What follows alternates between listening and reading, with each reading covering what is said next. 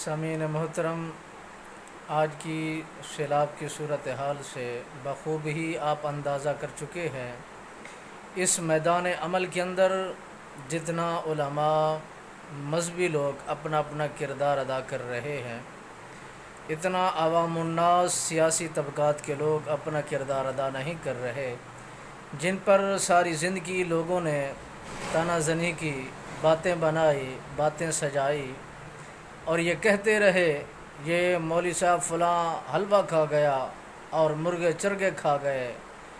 اور نظر نیاز کھا گئے، تو آج جنہوں نے کھایا ہے آج وہ ادا بھی کر رہے ہیں، وہ لگا بھی رہے ہیں، میدان عمل کے اندر اپنا اپنا کردار ادا کر رہے ہیں، اپنے آپ کو پہل رکھ کے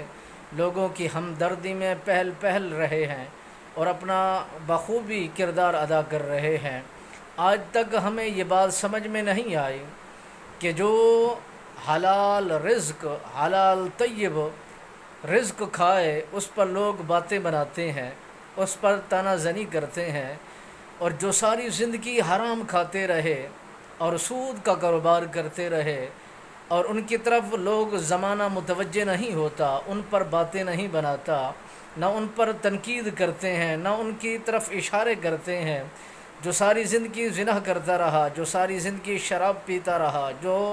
ساری زندگی دین اسلام کی حد بدیاں پامال کرتا رہا، توڑتا رہا، زمانہ ان کی طرف متوجہ نہیں ہے۔ جو دین کے ساتھ وابستہ لوگ ہیں، لبادہ دین کا اوڑھ کر زندگی کو بسر کر رہے ہیں، اور وہ یہ باتیں بنا کر اندر کا زہر اگلنا چاہتے ہیں، اندر کی حالت کو زہر کرنا چاہتے ہیں، باتیں بنا کر زمانے کو دکھانا چاہتے ہیں، وہ ان کا اندر کا غصہ جو باتیں بنا کر لوگوں کے سامنے وہ زہر کرتے ہیں، وہ آپ کے سامنے عیاں ہے۔ اب دیکھیے سعد حسین رضوی جو نبی کے عاشق کا بیٹا، دیوانہ اور مستانہ ہے، جس نے ایک کال پر لوگوں کو اپنی طرف متوجہ کیا، میدان عمل کے اندر دکھتے ہیں، اپنا پورا طریقے کے ساتھ لوگوں کی خدمات کے اندر اپنے آپ کو پہل رکھ کر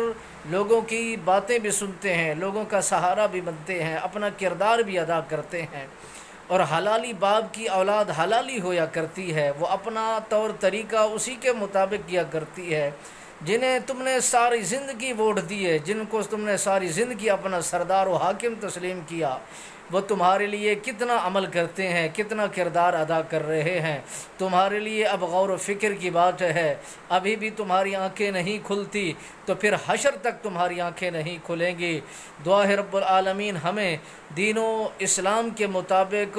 عمل کرنے کی توفیق نصیب فرمائے اور صحیح معنی اپنی آنکھوں کو صحیح فیصلے کی طرف متوجہ کرنے کی توفیق نصیب فرمائے۔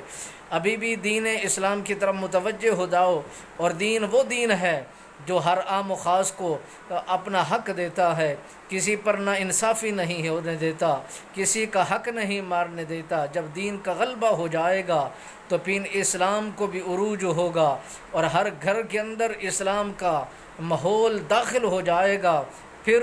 اولادیں بھی والدین کے احکامات کو بھی مانیں گی، سکون بھی آئے گا، اطمینان بھی ہوگا، راحت بھی ہوگی۔ آئیے دین اسلام کی طرف مڑ جائیے، کامیابی پائیں گے۔